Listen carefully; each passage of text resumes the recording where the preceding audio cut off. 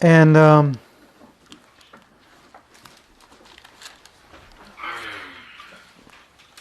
we are going as a society, and of course as Christians, even though refusing to be vaccinated, and as a result not having a so-called vaccine stupid passport, we are not going to get served in a restaurant. Maybe it's going to get worse. In Ontario, they already are pushing this vaccine passport checkpoints. So you go to a mall and you're going to have to, even just for no reason, so we have now checkpoints.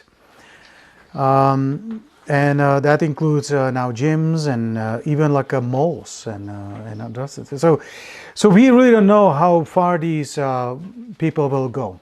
I don't think they will stop at this, right? They will probably try to go farther and farther and farther. So what else will they do?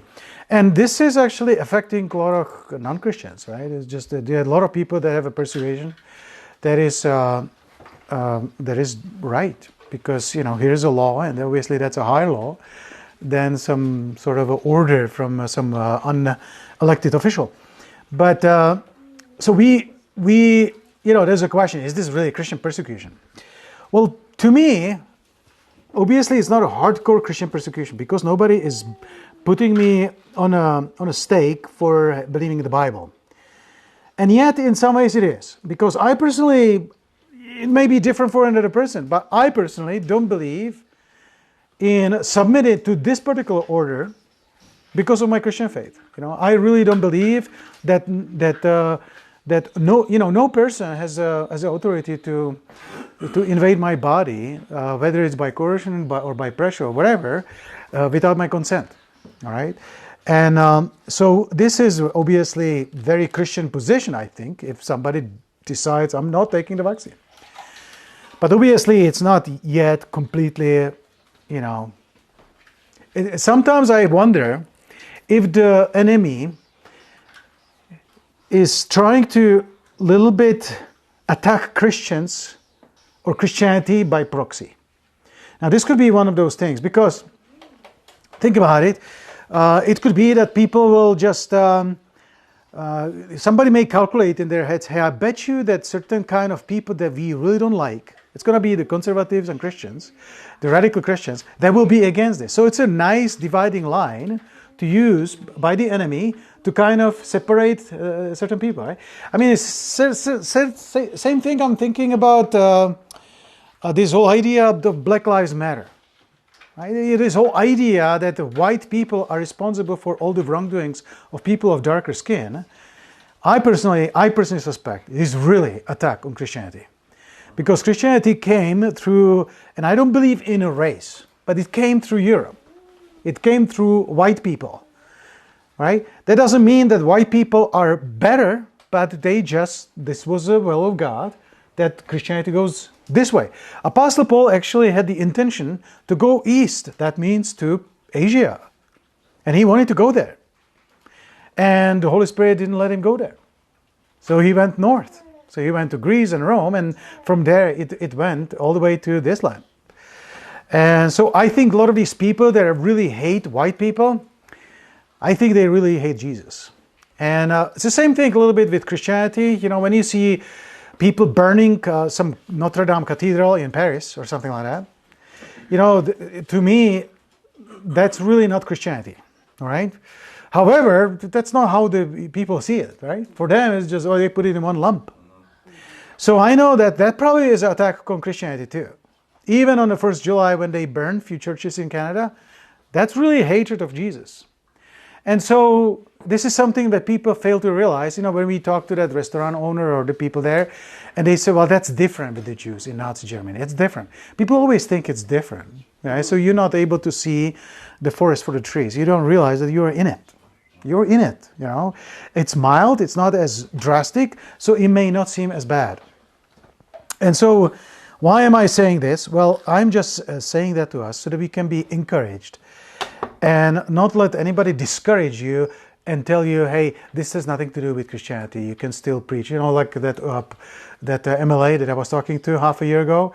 They say, nobody is taking your Bible away. You can still preach the gospel. That was when they forbid us to meet together, right? So there's people that always think it's not quite as that. It's not, and obviously it's an illusion. It's a bit of a self-deception. With that in mind, though, and it's something quite interesting as we go through this epistle of Peter, we will stumble upon it many, many times, and that is the whole concept of submission. Submission is not going away. Now, people grind when they hear submission. I hope you're not grinding too much. I grind because there's always something in me that wants to rebel. Right? It's just mad. Either at some idiot on the road. It's always somebody else that's the idiot, right?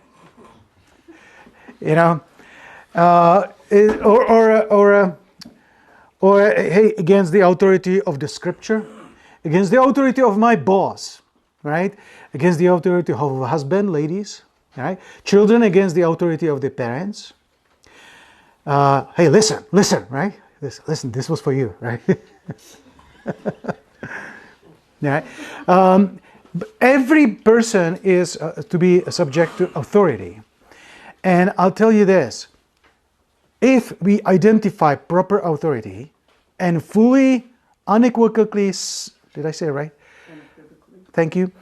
Submit to that authority, then we are nearing a paradise. I mean, that really is what it's supposed to be like. I believe that when we get to heaven one day, it's not going to be a place with no authority, but it's going to be perfect submission to proper authority. And so we live in a world where everything is being twisted. Mm-hmm. Children are encouraged to not obey their parents through their schools. Wives are encouraged to be feminist and, make sure you have a 50-50 or something like that. It is equality. Encouraged by the powers that be, by the whole culture and everything. Government is encouraging restaurants and people to basically deny service to people where they rightfully belongs to them. And now it's at the hand of the government. So there is but then there's obviously people out there that go and try to rebel against the government. It's a bad thing too. So it's all over the place. And of course, the greatest thing that bothers me the most is the terrible and wicked rebellion against the authority of the Word of God. This is where you made that statement, this is where the battle must be. I like that. This is where the battle must be. The battle must be whether this book is really authority. All right? And then, of course, then we're going to have to talk about what book. We already talked about this. I'm not going to go back to it, but we've got to have a Word of God. We are going to be grounded in it, and we are completely stubborn and like a fortress not moving from that rock. And that's got to be us. That's got to be us Christians. Mm-hmm. And everything, when we read it here, everything else is going to nicely fall in place like a beautiful puzzle. Everything is going to work out. It may be a difficult journey to it, but when we first of all put this as the king and put this as our foundation, then we won't be moved. Jesus said, that's that famous song, wise man build his house upon the rock, right? But also from that will sprung other. It's almost like a contagion, right? When you do one thing right and this thing right, then other things will just nicely align and will come to place. It may not happen right away. Sometimes it takes a while to kind of find the right spot, but that's how it happens. Right? So whenever we speak about submission, I want us to encourage, give me the teaching on submission. Because I promise you, proper biblical submission leads to liberty. And this worldly push for so-called liberty leads to bondage. So it's a fraud. Ladies that are liberated, the lib movement, liberated, we have a liberal party, right? So they are liberating us, right? Well, they're not liberating us, they are putting us into more and more bondage, right? And the Bible is, thou shalt not commit adultery, thou shalt not bow down before thou shalt not do this, that's just bondage. Lies. This frees you. This frees us. Shows us, makes the society great. And of course it leads to Christ who took your sins. I mean, what else you want? It's awesome. The gospel is very good. And so we will talk about submission repeatedly in this, and I just want us to embrace it. How can you embrace it? You know, maybe you may feel a little iffy, I'm not sure. You kind of carefully approach it. Look, do you trust the Lord? Do you trust the Lord? The Lord is not going to teach you something that will lead to some sort of a damage, right? To some harm. He will not teach you that. Everything that He will teach you is going to be for your good, for your liberty. And I already said before, we are called Narrow Way Baptist Church.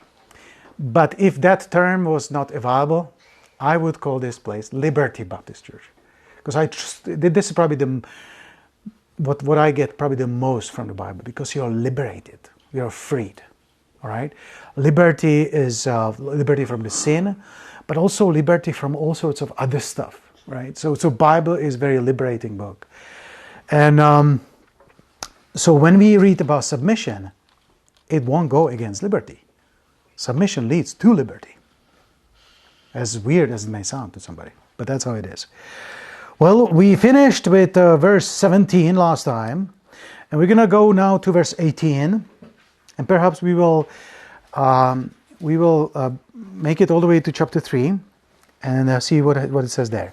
So we're talking about submission. We already talked about submission. We talk about honoring the king, submitting to the governors, submitting yourselves to every ordinance of man. It says in verse 13, for the Lord's sake, whether it be to the king, a supreme, or unto governors, and so on.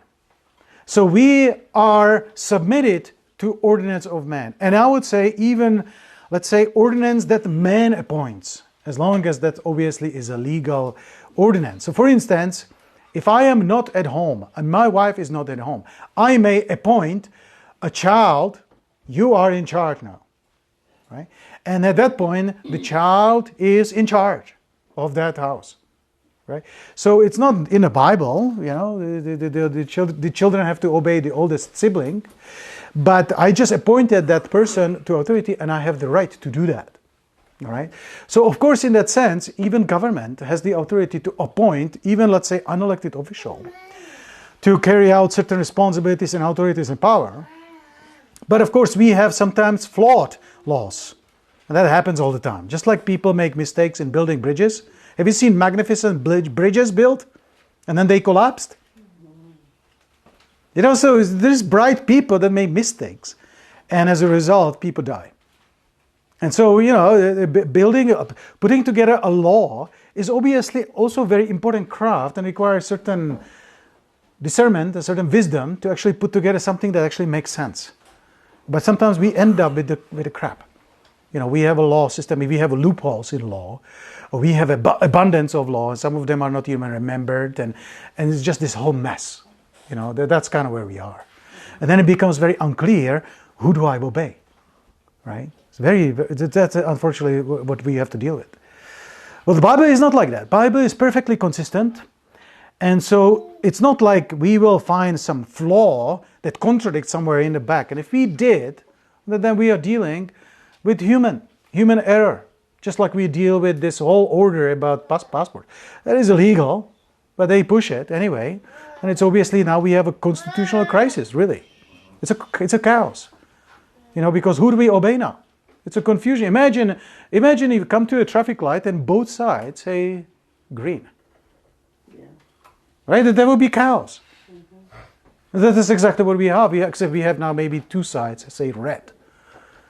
So now everybody is standing on this section and everybody knows, hey guys, we need to move. We better go now. But now you potentially, if there is a policeman, what if there is some kind of a Karen? You're not supposed to go, right? That would be ridiculous. Can we just realize that we need to move on here because we are stuck? Would really people in Canada in a situation like that still sit there for 24 hours later? I am afraid some would, yeah. Because they're just, yes sir, obedient servants. So that's what happens sometimes. We have to realize that there are flaws. Having said that, and that takes some discernment, we got to realize that there is a time truly to submit. So we continue now in verse 18, and the Bible speaks about now servants. So the Bible is a little bit more specific. and it speaks about special category here. And servants in the Bible is essentially referring to a person that's employed by somebody. So we don't use the word servant today. We use the word employee or contractor or something like that, okay? So when we read here and it says servants, you may as well put their employees. Who is here is an employee. Employee, employee, employee, former employee, employee, employee, all right? That's about... So we are employees, and that means that we're talking about our bosses, you know, the company that we work for. So the Bible tells us here, servants, be subject to your masters. Now, who is your master? Again, master doesn't mean that some kind of somebody over you in a sense of like a master, we think. You know, when we think of master, then we think of somebody above us, or, which he is. But what I want to say, you know, in a way that's actually humiliating or something like that. I can't quite describe what I want to say. But basically, master is your boss. The Bible speaks about master, speaking about your boss. So it will be a manager or director or vice president or whatever. It depends what level you are at. But you are reporting to, and sometimes people have to report to several people in a company, right? Today in the big corporations, sometimes maybe you have a direct line of reporting, and then there is other people that are senior to you, and they kind of have the right to ask you for report. So you have to give it to them, right? The Bible tells us here, when it comes to employees and your bosses, be subject to your boss. Listen to your boss. Is that a problem in some companies that there's people that are really basically rebellious to their masters, to their bosses? Yes, it is a problem, and I've done it too. I have, especially when you encounter a boss that feels like it's unreasonable, then something grinds in you. And he's like, you kind of fight for your space under the sun. So I understand that. That's why we need to be told these things. Right? Because we struggle with it. Servants, be subject to your master with all fear. That means fully, with no questions. Not only to the good and gentle, but also to the froward. Man, Lord, you make it hard. What is froward? Froward is, in some ways, brutal or nasty or cruel. Yeah. Yeah, a really bad character. We're not talking about just person that's tough on you, like in the military when somebody goes through the boot camp. That's not necessarily froward. That's just a tough one. Now, froward is somebody that's corrupted, potentially. All right? So the Bible tells us, wow, even to a person like that, to be submitted. That's it. So the Lord doesn't make it, and again, the Lord is telling me that He says, follow me and you shall know the truth, and the truth shall make you free. Is this part of the truth? That is a part of the truth. So however it looks like, on the surface, that perhaps I would be better off if I wouldn't have to obey this person anymore, then I would finally be free. The Bible actually teaches me that my freedom is not dependent. My true liberty is not dependent on some stupid guy to which I have to report to. And I am not afraid to say stupid, because there's people that are stupid, but the Bible says froward. That's not necessarily a good resume. You're not going to put in a resume, I was a froward boss. I was pretty nasty and pretty corrupted. So it's not a good thing, and yet the encouragement here and the appeal to Christians, to us, is, submit. Submit. For this is thankworthy, if a man for conscience toward God endure grief, suffering wrongfully. That means you're misjudged. That means that somebody lied about you. That means you get a short end of the stick. That means that you're working hard and you don't get promoted. And the person that was lazy, but he knew connection and knew how to get around, he is promoted. And now he's become your boss. Right? Something wrong here. And yet the Bible tells us, that it is thankworthy if a man for conscience toward God endure that sort of grief and that sort of trouble. That's the standard. And so, suffering wrongfully. For what glory is it? What glory is it when you be buffeted? Buffeted means stricken, beaten, or chastised in some ways. What glory is it when you be buffeted for your faults? You shall take it patiently. But if, when you do well and suffer for it, you take it patiently, that is acceptable with God. So obviously, there's nothing glorious. Hey, David, settle down. There's nothing about glorious about being a lazy person or being a person that truly deserves to be corrected and maybe even rebuked. Well, then the Lord doesn't get a glory for that. Now, has anybody here had to be ever corrected like that? And that boss was right.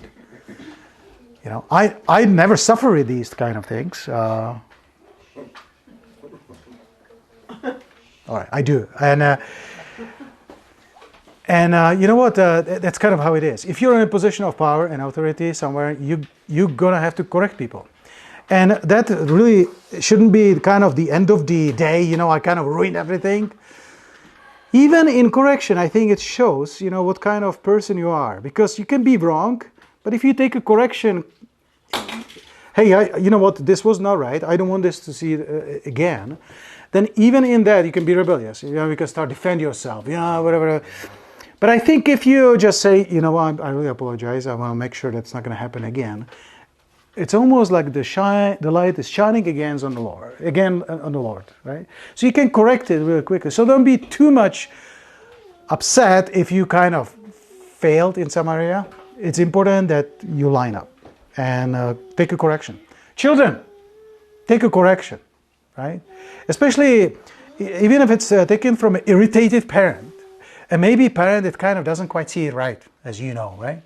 The parents are sometimes misguided, right? They don't understand, you know, because they're old, and you know, today things are different. Well, do not defend yourself. Take a position, you know, submit yourself to the parent, to the authority, and let the Lord bless you. And the promise is here that there will be a blessing. The Bible says that this is acceptable with God. When we patiently, what does it mean? That we don't give up, right? Because sometimes it's very easy to endure a little bit of grief because you know that, okay, tomorrow I'm free. Okay, I can hold it for another hour. But patiently is when it's coming day by day, every day, right? You're definitely not treated always the best way with your employer when it comes to your location, right?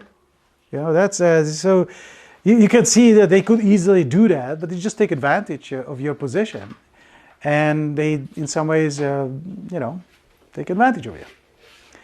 And so, what do you do with that? I mean, there's nothing wrong to try to get your way, because it would save you money and all that stuff.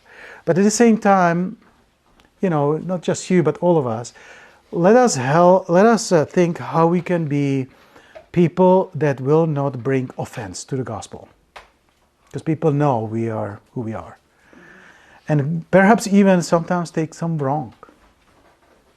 Suffer some wrong. Right? Even if it means that I'm going to get a shorter end of the stick. But we don't want to, you know, somehow muddy the pure gospel. Right? Because of these. And how often it is sometimes when you fight for the right thing, in the end it becomes such a big mess that after a while everybody forgot whether you were right or not. It's just a problem. It's some kind of stuff over there, right? And so sometimes you wonder, is it really worth it? For even hereunto were ye called, because Christ also suffered for us, leaving us an example, that ye should follow his steps. Now we know exactly what happened to Jesus. I mean, was Jesus treated wrongfully? Yes. Was he chastised? Yes. Was he even beaten? Yes.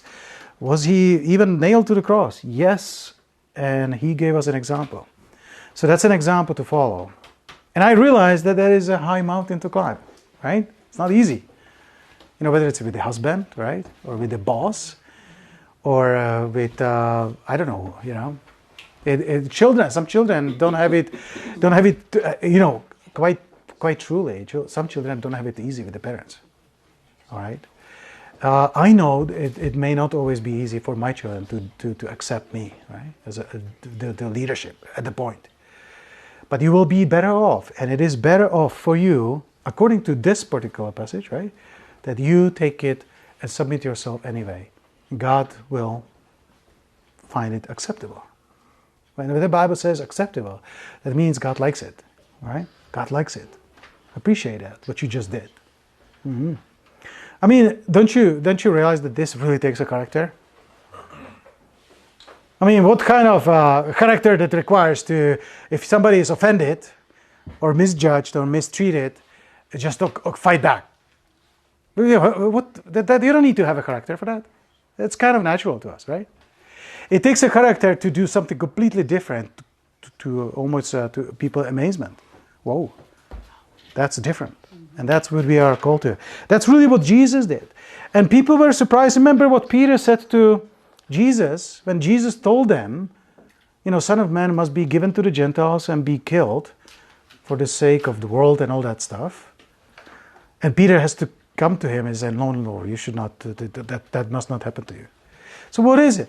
It is this human desire to kind of get justice and not be mistreated and to a point of rebelling. But Jesus tells to Peter, get thee behind me, Satan. That's almost shocking for us. We understand that the devil comes to Jesus and he wants to strip him of his power and of his mission. And Jesus tells him, get thee behind me, Satan, in Luke chapter 4, in Matthew chapter 4. But when Jesus says that to Peter there in a private conversation, it almost sounds like that's a little bit overkill here, isn't it? But it isn't. Because, listen, it is the devil that's the father of all rebellions. And so we must face that thing inside. That we have inside something that just likes to rebel. And you need to treat that thing in you with authority from the outside. You're just like, no, we're going to have to do something else here. And not just do whatever we are, we feel, fight back and become a rebellious person. So let's see what his examples are, all right? Who did no sin, neither was there guile found in his mouth. That means no poison, nothing wrong. Who, when he was reviled not again. When he suffered, he threatened not, but committed himself to him that judges righteously. I find it very interesting here what it says, right? So that is amazing what Jesus showed us. Clearly Jesus was misjudged, spoken against, reviled against, and yet he didn't say anything back. He took that. To me, that's almost like provoking. That's a high standard that I would like to grow into. All right. But what I want you to notice that last sentence that it says, "But committed himself to him that judges righteously." Now, here's the help. When we suffer through authority some kind of wrongdoing or whatever, right? It's important that we have some kind of a ground and some kind of a safety zone that we can fall into inside. Otherwise, it's just all about your strength. How long will you suffer? How long you will endure this sort of temptation, which is a temptation, right? Because if it keeps coming back day after day, then of course our temptation, our tendency will be to somehow rebel and to stand against it. So how long can you really withstand that? And I personally think that every person has a limit. So how do we find some kind of a safety zone, some kind of something to fall back onto? I think that's what it says. He was committed, Jesus was committed himself to him that judges righteously. We do not necessarily rely on the fact that we get judgment and justice from that person. I mean, that would be helpful if you just knew for sure that no matter what happens, if there's some kind of judgment, you can judge some kind of injustice, you can always find some kind of ombudsman that he can come to and say, "Sir, I have here proof," and that ombudsman will just put it to justice. And of course, countries and companies, sometimes they appoint ombudsmans. Somebody that kind of is not connected to other people in the bureaucracy, supposed to be this independent person, and he will kind of fix things, right? That's the whole idea of judges in a country, right? You know, you may be mistreated by the government, but hey, there is an independent judge, and he can kind of look at it from a sort of neutral point of view. But is that really a guarantee to us? Can we really count on that it's going to happen? It's important to accept and realize that it's not guaranteed. Because sometimes, you know, think about this, you know, imagine somebody is in a mafia and everybody he knew is mafia. And one of the mafia, you know, just about almost killed him. So he's going to go to this other mafia, he's going to give him help. Maybe, but most likely not. That's where we are. So the Bible clearly tells us that we are committed not to any of the relief that potentially could come by human hand, and it could certainly happen. But we ought to seek that judgment from the Lord. And the Bible says that that's what Jesus did. Jesus knew, and that's why I think it was a little bit easier that way to receive some kind of mistreatment, because I know that the Lord knows. The Lord knows. And that's where we need to find some kind of shelter. You know, we need to find shelter in the storm, even that we are going through, and it may get worse, and cry unto the Lord. Naturally. Lord, where is this going? Please give me strength. You know, and then go next day and then, you know, treat your enemy and those that are oppressing you with love and patience. As hard as it is. Now, if somebody is going through a really hard time, well, it just means that you're going to have to spend even more time with the Lord. And I remember parts of my life where I, because of the severity of the pressure, I spent a lot of time with the Lord. And those are good days. I remember that. The evil is gone. Yeah, that's already evaporated. But I remember those good times when I was a lot with the Lord, right? And I never forget that. So in the end, it worked for you. It deepens the relationship with the Lord. And so that's definitely nothing to be ashamed of, nothing to be regretting. Who his own self bare our sins in his body on the tree, that we, being dead to sins, should live unto righteousness, by whose stripes you were healed. For ye were as sheep going astray, but are now returned unto the shepherd and bishop of your souls. So once again, we see what the Lord has done for us, and he has become now our shepherd and bishop of our souls. Shepherd and bishop means the same thing. But basically, it means that we have someone that knows what we are going through. And that's something that we tend to forget. It's good to be reminded of it, that the Lord knows. Does the Lord know what's going... You know, does the Lord know what's written in our laws? Yeah. Listen, the Lord even knows what people are already thinking what they're going to do the next day. That's what he knows.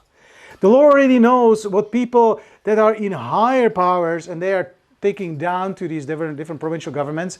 The Lord knows all this stuff. So we know we have someone that really, really knows. Second, we know someone that really, really cares. And also we know someone that can do something about it. So it's a great place to go. Not just for encouragement, but really just wait for him to deliver you. I mean, he will deliver. I don't know how and when, but he will deliver somehow. But it's important that we just seek answer and rescue and that sort of thing from him. Not from politician, not from a judge, not from the boss or from the boss above the boss.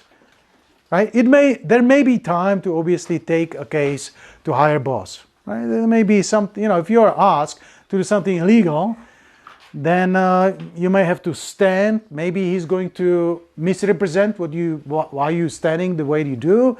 Then maybe it's okay to go and kind of make your case. Sir, with all due respect, I can't do this because this is, let's say, illegal. Right? And you can certainly try to do that. But it could happen that sometimes there is a big barrier between you and someone up there that potentially could hear. And you don't know how to get there. And the great example of this I can think of is, of course, the story of Haman. Haman is a man in the book of Esther that is obviously cruel and has a beef with God's people and wants to destroy them.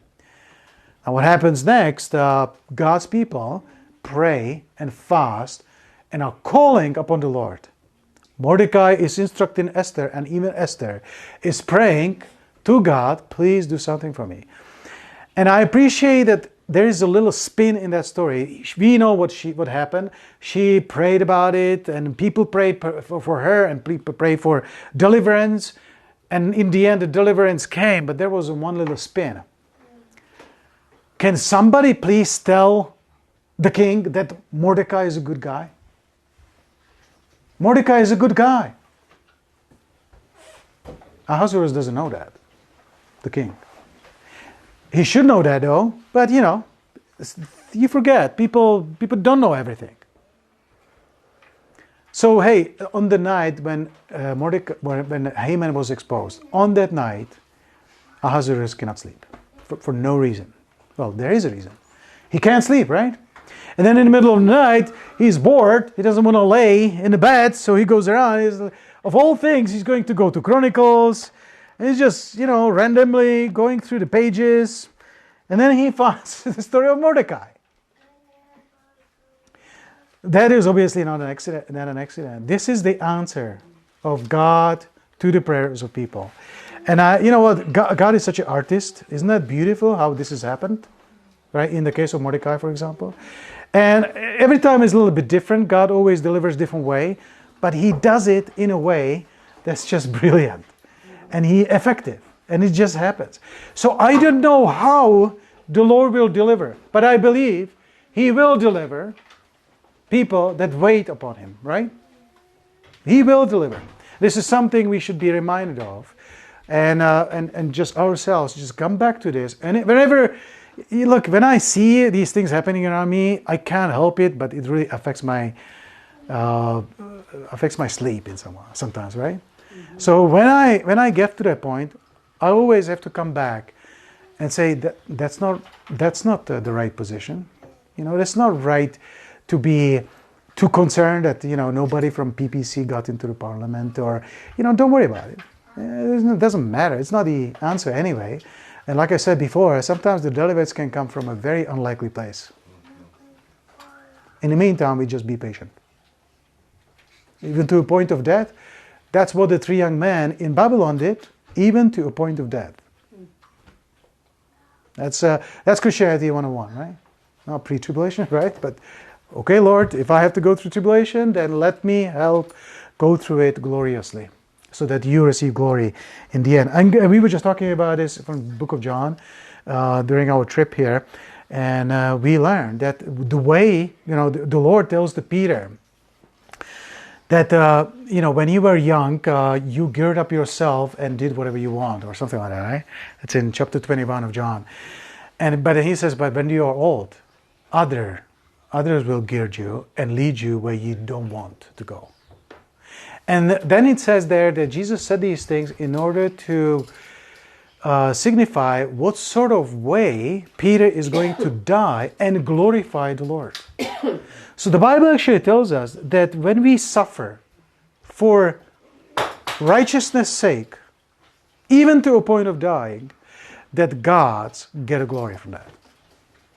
Now that should be an objective for us. All right? That should be an objective. I certainly would I always desired, Lord, let me be ready even to die. And I don't feel I'm ready. I don't think I'll ever be ready. You will never be ready, obviously, because it's a natural thing for us to preserve ourselves and save ourselves and we are concerned about dark clouds and about bad things that we see on the horizon. That's normal.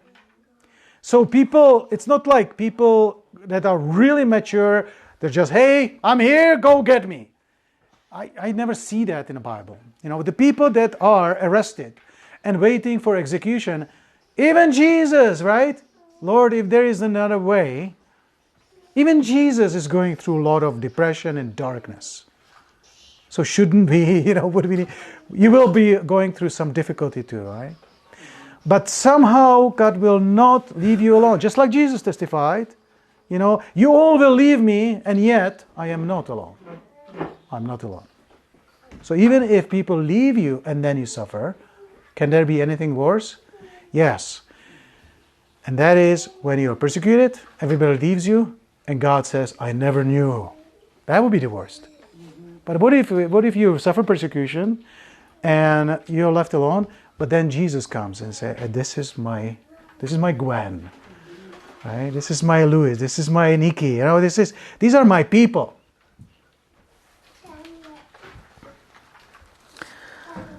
Now we continue in verse 1 in chapter 3. Likewise, ye wives, be in subjection to your own husbands. Likewise, we're talking about subjection. Subjection to right authority. What is the right authority? It's not husbands subject to yourself to wives, it's wives subject to your husbands. Okay? That's how it is. That if any obey not the word, so now it's talking about something I would like to actually address in a preaching, not too long. And that is how to deal with non-cooperative or even non-believing spouses. Because I know that's a case of some of you. And so how to deal with that? How to deal with a husband or wife that's not even saved, for example. Or maybe they are saved, but they're kind of very lame, right? They just don't really follow the Lord. So how do you deal with that? Well, this is a little snippet, but the Bible says there is no condition that person ought to be somehow spiritually mature, and then you can give it. The Bible tells you, subjection to your own husbands, period. And then it actually acknowledges the fact that they may be the kind of husbands that obey not the word. Well, that could be a lost person, or it could be a person that's not necessarily lost, but just in disobedience, in rebellion to God. So that's a person that is not obedient to the word. They also may, without the word, be won by the conversation of the wives. So the way you treat your husband, especially when it comes to your submission, proper submission, I'm not talking about that you take all the junk. You don't have to obey, obviously, in something that's illegal. Just like we just talked about with the government, same thing applies to a husband. So if a government, even if a government comes and they say, hey, lick my boot, even though it's an authority above me in a realm of things related to government, I am not licking your boot. Right? That is illegal. In fact, I'll be doing wrong. Was Haman in authority of Mordecai, over Mordecai? He was, he was definitely senior above Mordecai. But when Haman came to Mordecai, he'll lick my boot. And Mordecai would not lick his boot. Because it's illegal. And it's in some way disobedience to God to bow down before man like that. So that's why we accept that as an example. But as long as, majority of the stuff that the husband may demand from his wife is completely fine. It's just we don't like to do it. I'm speaking now for wives. We wouldn't like to do it because there is a grudge, or there is some kind of a maybe hurt that hasn't healed, and who knows what, right? Or maybe just outright, just our tendency, who do you think you are? But the Bible tells us that actually the way we treat the husband, you ladies, the way you treat your husband, you may actually, again, glorify God, because He can see on you, your behavior, and say, that's a good God. That's a good God. And sometimes that may not come out, they may not acknowledge it openly, so you don't know, you almost think, I bet you, it doesn't mean anything to him. It does. It does. Especially with men. Men sometimes like to pretend they don't see things, but they do, because they don't like to show emotions sometimes. And so, you know how it is when man gets lost, and you need to ask for instruction. It's just. Can I have a witness?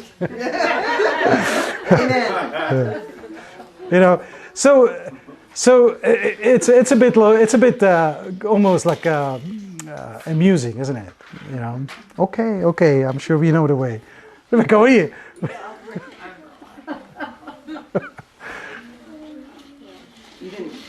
Even instructions, like on an IKEA thing.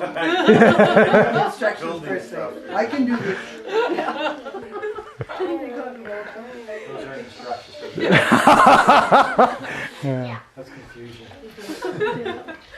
The fact is that sometimes it's completely silly, but listen, sometimes it's not a bad thing for a man to follow a certain other way, because he learns something.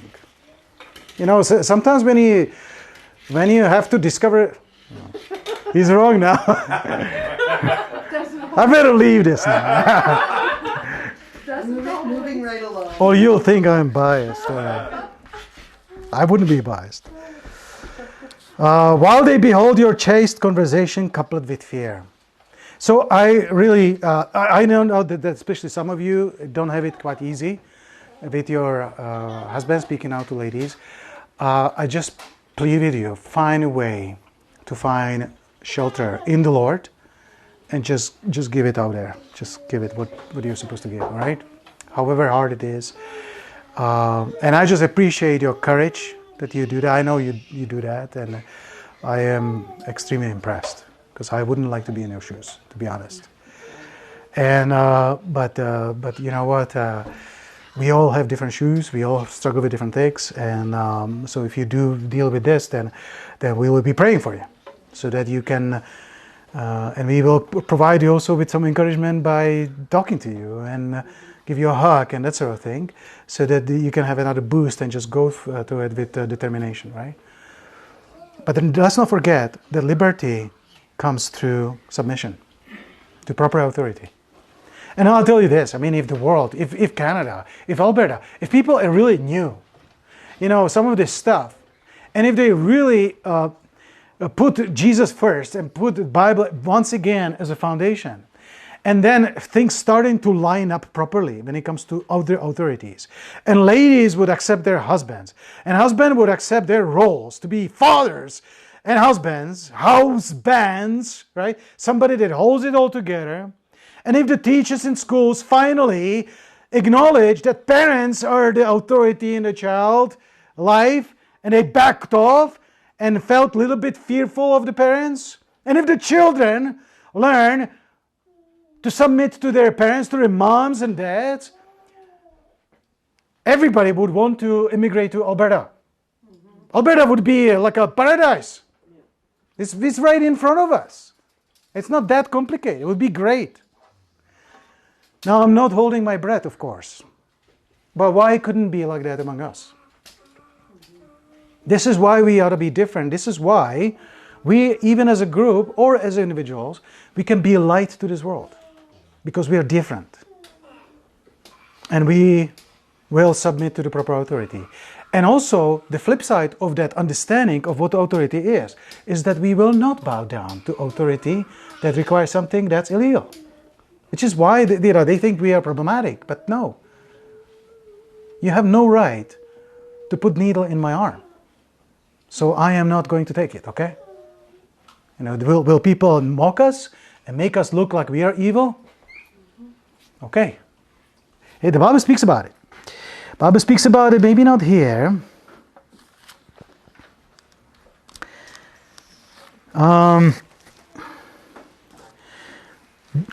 We will come back to it probably next time, but let's just quickly jump here. Verse 9. Not rendering evil for evil or railing for railing, but contrariwise blessing, knowing that you are thereunto called, that you should inherit a blessing. Our tendency could be to kind of pay back, right? But I have another Oh, here, verse 16. Having a good conscience, that whereas they speak evil of you, do they? May they speak of evil of you because you stand for something that's, let's say, right, or against something that's wrong? May they say evil things about you? I mean, they said that all these unvexed lunatics, they're responsible for all the evil, right? So they speak evil of us. The Bible says we have a good conscience. To me, that doesn't stick, They say I'm evil. I'm not evil. They speak evil of you as evildoers. They may be ashamed that falsely accuse you, your good conversation in Christ. That's what it a little bit leads to. When you are faithful in your role, submitted properly to authority, but then also, not giving up on certain things that nobody has a right to take away from you, then people may say evil things about you, but in the end, they will be ashamed. And they will be ashamed. It has happened so many times. I mean, Canada apologized to Japanese people for putting them in concentration camps. It's a shame. I have been witness to German president would come to Czechoslovakia and he would apologize for the damages that Germans have done to Czechoslovakia. It's a shame. And you can feel it on Germans. There is such a mighty nation, so smart, and so organized, and so well behaved, and yet you feel this heaviness of a past. Because they're still subject to joke, right? There's this. I feel sorry for Germans. What happened to them, and of course that's a whole debate. But that's what happened. Shame comes, and so people will come to their fruits in the end. The people that are now very loud and very bold through mainstream means and everything like that, being so bold because everybody's on their side or whatever, or because they don't allow the opposition to speak. So now they feel so strong. Well, they're gonna be ashamed. In the end, it's gonna be a really shame. Hey, I remember what you did. This happened to us in Czechoslovakia. Communists in power. They were full of boldness, and they had a position. They were appointed to authorities.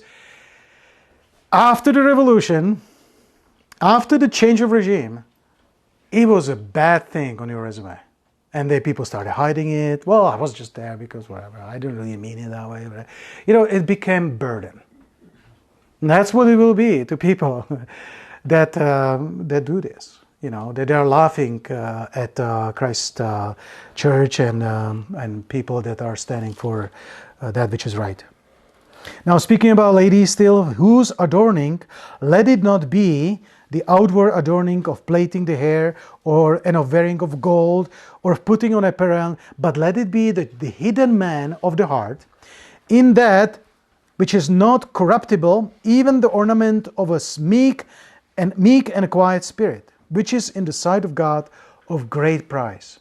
So the opposite of feminism is actually meek and quiet spirit. And that is the glory that a woman can have on herself. That looks beautiful. That looks beautiful. There's nothing wrong to have some gold and a little bit of jewelry. Of course, that's not. It's not like anything like that is just evil. But if that becomes too much of it, then potentially, you're trying to replace the inner beauty and the inner character with an outward character, right? Not character, but with an outward appearance. And then that's obviously, in some ways, veneer and just a paper wallpaper over bad wall, right? It's really not good.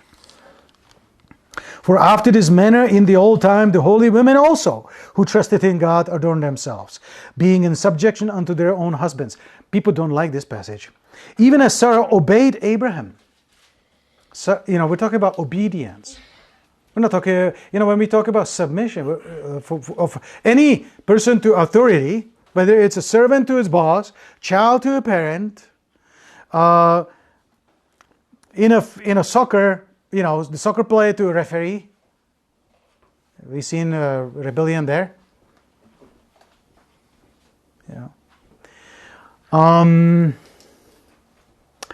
The Bible says that submission means obedience. Even as Sarah obeyed Abraham, calling him Lord. Now we got to be careful how to understand this. When she called Abraham Lord, she didn't call him Lord like we called Lord Jesus. The word Lord has sort of two nuanced meanings. And one of them is Lord, like Lord of the world, our Master Jesus, But Lord also means basically my, like we would maybe say, sir. You're acknowledging the position of authority of the other person. So it's almost like, the other day I said something to one of my kids, and I forget who it was, maybe Jan, and something like that. And the answer was, yes, sir. So I was noticing that. Okay, wow, that's not bad. That's not bad. I don't think, obviously I don't necessarily like the whole portrait of the Puritanic era where children were not allowed to speak during lunch, and there's this distance, there's this father, and nobody dares to say anything. To me, that's a little bit too much. But on the other hand, what we sometimes see today is just, dad and the kid is just buddies. Mm-hmm. No, we're not buddies. I mean, we can be maybe to some degree buddies. Mm-hmm. But then, you know what? I am a father, and you are my son, and you need to treat me like that. Obedience. And you know what? I'm talking about children and parents. The Bible says that this is what Sarah did to her husband. Yes, sir. Right? People struggle with that. Well, again, let me just remind you. Absorb it. Give me more of that. Because this is good. This is good for the marriage. Likewise, ye husbands, dwell with them according to knowledge, just to balance it and not finish on just one note. Likewise, your husbands, dwell with them according to knowledge, giving honor unto the wife. And this is beautiful harmony of a marriage. We're not just talking about bossy husband, hey, We're talking about obviously very different relationship. And that is, husband honors his wife. Now, and not only that, he says, as unto the weaker vessel. And by the way, ladies, don't be afraid, Sarah. Don't be afraid to accept the fact that you are, as a lady, weaker vessel. God made it that way, and He knew it was good. That doesn't mean that you are that He's superior to you, and you're inferior. That's not about that. It just means that you are weaker. I mean, you are often smaller, ladies, and you can lift less, and you can endure less. Right? I realize that there might be some exceptions, but in general, that's how it is. So, and there's just no flaw in the system here. Everything is all right. It's just because God put their man to be a shelter over you. Isn't that beautiful? God put their man to be a covering for you. And He takes all the beating. Remember that story of the guy that they went to Yosemite Park on their 1-year anniversary? And a boulder fell from the top, and he covered his wife and died in the process. That's what we are talking about. And a lady that survived underneath the body of her 1-year husband certainly didn't say anything wrong about that, right? She probably never forget that. I mean, that what a man this was, right? Mm-hmm. What a man this was. And that's how it's supposed to be. And this is liberty. This is a good society. This is a good marriage. And also in a family, this is a good family when the children are submitted to the parents. And then parents also provide for the children and provide a shelter. That's how it is. And isn't it interesting that God ordained things just like that? I mean, couldn't He, everybody on its own, couldn't He do that? He could do that, but for some reason, in His ultimate wisdom, He decided He's going to ordain things in such a way that there's going to be a weaker vessel, but then there's going to be authority He's going to cover. I don't know, I just find it beautiful, all right? I just find it beautiful. And I think that the devil that tries to come to the women, or to the people in a jobs, come on, don't let him do it. What do you think he's doing? And you know that there's people that can stir up the fire like that. I wouldn't do that. If my husband did it, don't worry. You know what my husband did the other day? And all this poison. To that, you just got to shut up. You just got to say, okay, I don't want to listen to this. because it will get under your skin, right? It's very contagious and very poisoning.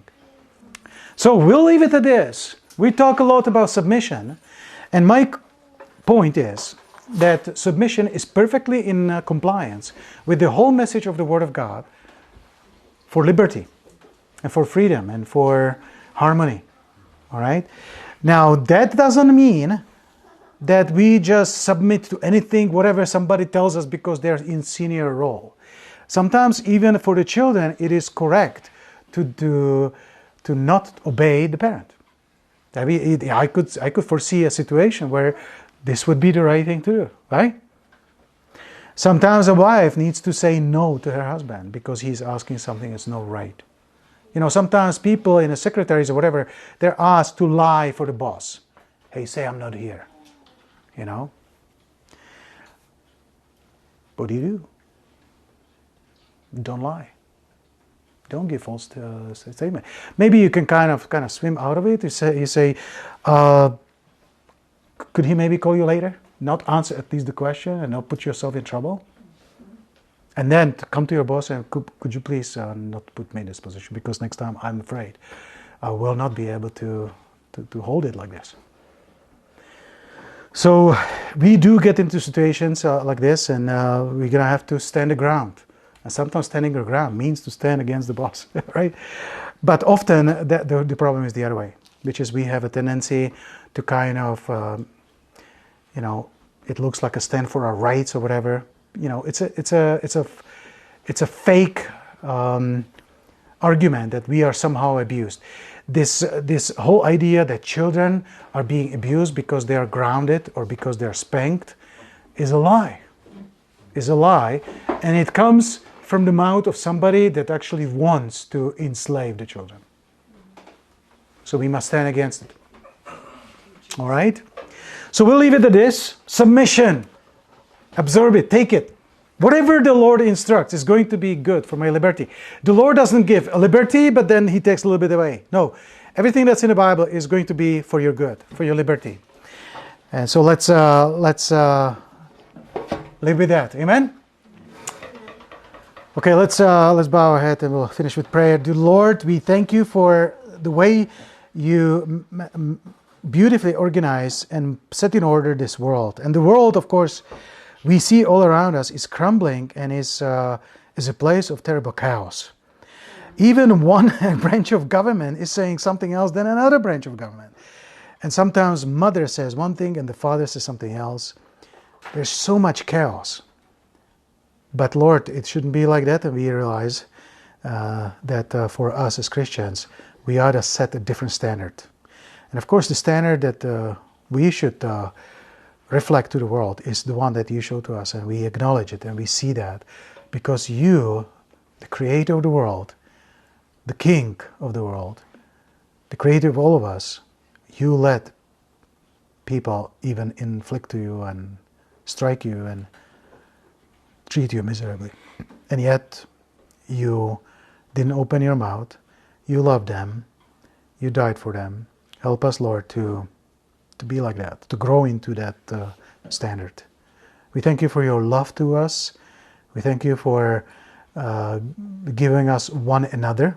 Help us, Lord, to really enjoy one another's company and be a blessing one to another through prayer and just encouragement and teaching.